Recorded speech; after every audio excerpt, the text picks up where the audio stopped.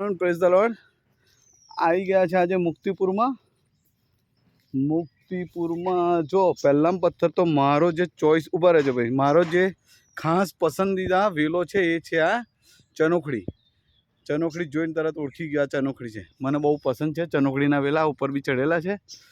અને આપણે આવી ગયા છે મુક્તિપુરના કબ્રસ્તાનમાં.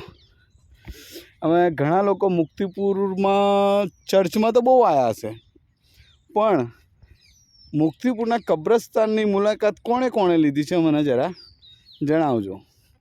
આપણા દિનેશ સાહેબ છે ને, દિનેશ સાહેબ આપણને લઈને આવ્યા છે કબ્રસ્તાનની મુલાકાતે.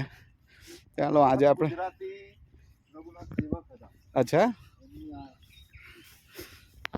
એકદમ નજીકથી લેવું પડશે. હા હા હા હા અહીં લખ્યું છે જુઓ, પ્રથમ ગુજરાતી બરાબર. મેનેજર.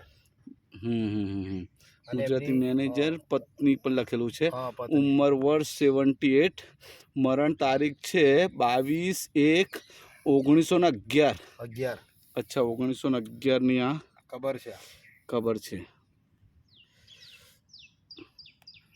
1911ની આ ખબર છે અને બધું લખ્યું છે.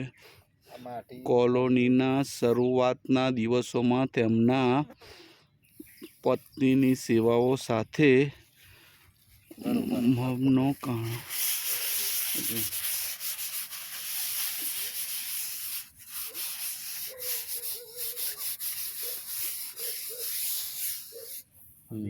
આ બધું ડિટેલ્સ લખેલી છે. 85 સાહેબ, અંદર વાંધો નહીં.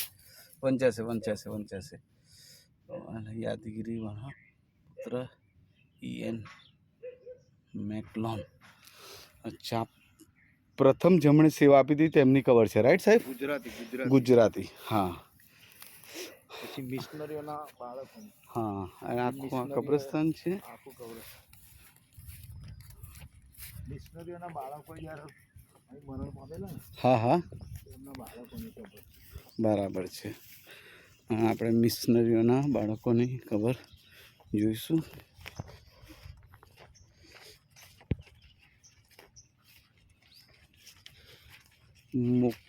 જોજો સાહેબ, મુક્તિપુર કોલોની.